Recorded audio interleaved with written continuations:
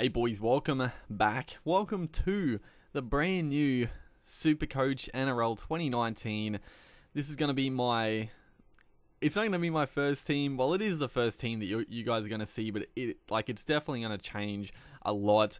I sort of just quickly threw together a team, and as you see, got 175k in the salary. Like, the salary doesn't mean much because it's going to change for sure. There's no way it's going to stay like this. There's a lot of big decisions to make. But as you see here, round 1, 18 days away, dudes. It's less than 3 weeks. Oh man, I'm excited. I'm extremely excited.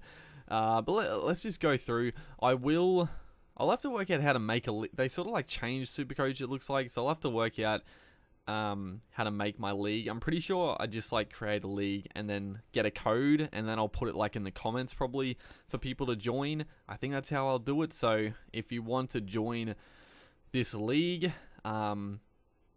just make sure you check the comments, and I should put it in the comments. And potentially, if I get like a lot of people join the league straight away, and then a lot of people say that they wanted to but couldn't quite get in, then potentially I could do 2 leagues. I might do another one just for fun, like do a sort of an opposite team to my main one, and see how we go. I could do that depending how many people actually wanted to join the league and miss out. But let's just go through just the draft team as it is. So the hookers, very interesting. I got Cameron Smith and Api Coruscant. Now there's a lot of conjecture. I mean, I'll show you guys here. Like, Coruscant's pretty expensive, but he was excellent. It's going on like the averages from last year. So Manasi Finai actually was very good, but he obviously only came in when Coruscant got injured. Coruscant averaged 61.3 before he got injured. I mean, Robbie Farah's up there as well. I've got Smith. Damien Cook, obviously standout, but he's so much more expensive. I honestly, I don't know, dude. I'm actually surprised the percentages. Damien Cook's only 18%. Smith is 24%. I was actually thinking about Hodgson as well, because I mean, he came back from injury last year. He was like 2 years ago. He was up at one of the best. I'll keep Coruscant there for now, just because. I'm not, I don't know. It's gonna be a tough one. But also, there was a guy further down the list at like 250k, Kurt Mann, who signed with the Knights as a potential dummy half. Now, I don't know if he's gonna play dummy half. He might be a decent like cash cow, like if he plays 40 minutes, because I still have Denny Levi, so I don't know. We'll have to see like the team list and how he goes. I think I heard that he hasn't gone too well in the trials at dummy half, but I don't know. Kurt Mann, he's a solid player, so we'll see. We'll see what happens with Kurt Mann. That would free up a lot of cash, but I mean, Coruscant and Smith are both 60 points a game, so they're both good.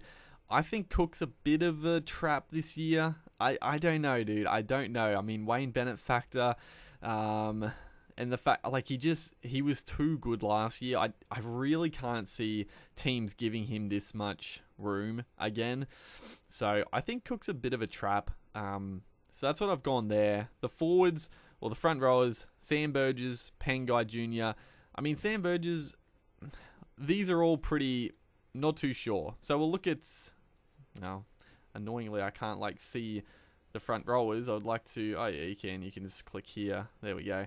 So we'll look here like some of the other potentials. I mean, Papali is always good, but you know, 57, Man DePau. I mean, DePau's probably the most consistent one, and he's not that much more expensive than Burgess. So honestly, I don't know. I might get DePau, because I did have him last year and he's excellent. Andrew Fafita, obviously a standout as well.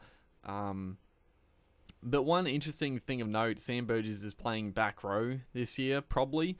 And, I mean, that's pretty big, honestly. Like, I don't know. He's probably going to play 80 minutes a game, but is he going to score? Probably, I mean, you can always bank on Sam Burgess getting 60. Pangai Jr., he... oh man, it's so shit, dude. He apparently injured his hamstring again in the latest trial game where I'm making this video. So I don't know. Pangai Jr., he's a bit of a risk. Like, if he was fully fit, he would be an absolute must-have at 495. But, yeah, I don't know. I don't know if we can really afford to have him. I mean, if we look at other guys, like, there's not that many that I really want. You know, I mean, they're all around 500k, which isn't cheap. And then, I mean, the top echelon of Fafita and Tapau. Yeah, I don't know. And then the bench guys, Payne Haas, who has been suspended for 4 games from the Broncos. I actually didn't read the story. I don't actually know what he did, but that's very frustrating. It's very frustrating. And then I've got another guy here, Carrigan, who is a young up-and-coming Bronco prop as well. So, I mean, these could change potentially. Like, I don't think I'm going to keep Payne Haas if he's suspended till round 5. And then Carrigan, I mean, we'll just keep an eye on the team list basically to see who gets the spot. But they're just going to be cheapies. See if they can make some cash. There's some guys there that potentially could come in. So the back row, Jai Arrow, I think this one's tough as well. Like, it's going to be tough to make a team, dude. Like, Tamalolo, you know, he's expensive. Jake Trbojevic is always consistent. These 2 guys, I don't know. I actually think Tamalolo is a bit of a trap this year as well because of the Josh Maguire signing. Matt Scott is back. Jordan McLean is you know, they're all fit, but apparently.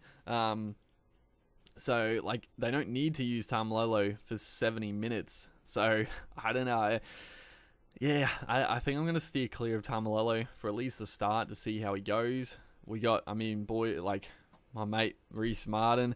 He's so expensive, though, 634k. Like, I don't know. Like, he's very good because he's a goal kicker as well. But his base stats weren't amazing last year. So that one's a tricky one. Mantapau, actually, we can get in the back row, which potentially that could be better than... Actually, I don't know. Probably the props are more... There's less standout props, so you probably want Tapau at prop rather than back row because there's so many good back rowers, dude. Like, good lord. Like, I've got Nathan Brown as well, who I think he's very good. For one, he's only owned by 5% at the moment. He averaged 60, like basically 64, and he's 582, so not that expensive. The guy below him, Lachlan Fitzgibbon, 67.7. A lot of tries last year, but he's going to be running off Kalen Ponga again, so I don't know. He even scored a try, very reminiscent of last year in the trials. So Lachlan Fitzgibbon, he's a smoky. Kickow, I actually was going to bring Kickow in for one of my guys, probably Crichton, but he actually got injured in the trial. So I guess, again, we're waiting on how badly injured he is. I mean, even like Tohu Harris, 64 is not too bad. Pretty decently priced. Who else have we got? Paul Gallen. Paul Gallen, 62. He averaged 62 last year. He's a bit up and down, but he's only 539. Like, not a bad pickup, honestly. Yeah, it's a tough one. It is definitely a tough one. There's also another guy here. I'm looking. So you'll see, I got, like I said, Dry Arrow, Nathan Brown, Crichton. Crichton's probably our one gun there. I mean, these 3 are all guns, but Crichton's the one standout. So, I don't know. Crichton, there's a few other guys I could potentially get instead of Crichton, but he is very, very good. I don't, like, the Roosters are a funny one because he might score, like, a bunch of points in, like, attacking stats running off Cronk, but he might not have to do as much work as he usually does at the Rabbitohs. So, yeah, he's a bit of a gamble, honestly. I don't know if I'm going to stick with him, but you'll see I've got Tane Milne, who signed with the Warriors. I actually don't know. I'll have to see if he's actually playing, because if he is, like, Tane Milne is a good player, and I would like him to be there because he's centre wing and second row. I got Tuamanga from the Bulldogs, who, I mean, a few games he played last year, he looked pretty solid. Again, we'll see, like, team list and see what cheapies I can pick up. He's not set. And then Kurt Capewell, there's another guy here. I mean, Jane Sewer might not be too bad. Matt Gillette, if he, like, plays 80 minutes again, like, he's very cheap because he didn't play it all. Who else? There's another guy from the Sharks. Where is he? Scott Sorensen. So these two, they're probably going to play in the back row 80 minutes, potentially, because they're not going to have Wade Graham for... I think Graham's out for like a long time, and then Luke Lewis is gone. So, yeah, both of these guys are probably going to play big minutes in the back row at very cheap price. So, they're probably both almost must-haves. So, yeah, it's interesting. I don't know. I feel like one of the two will be better than the other. At the moment, I got Capewell, but I don't know. It's a tough one. It's a tough one. Again, we'll see how it pans out. So, we're going on to the halfbacks. We have got Nathan Cleary, who... Yeah, personally, I think it's probably the best. As we look up, Johnson is 603,000. I just can't... He's not that much more expensive than Cleary, but he's going to the Sharks. You don't know how he's going to play.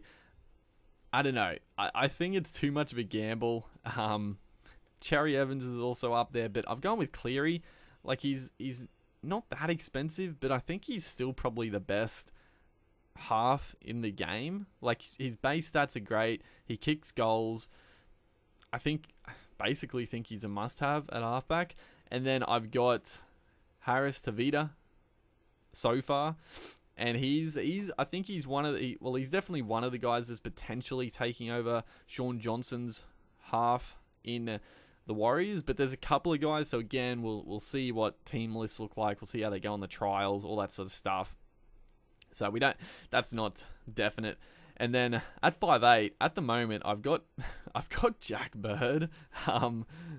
Yeah, I don't know about this one. So most people are going Kalen Ponga, who I don't know, dude. I feel like, again, it's tough. I feel like he is almost a must-have.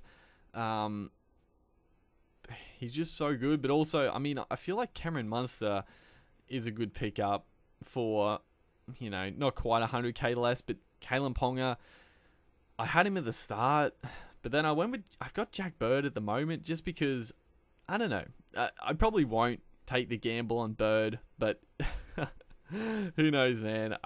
Who knows? I could risk it. I don't think so, though. I feel like I will make some changes to bring Kalen Ponga into 5'8". I just feel like I'm going to have to.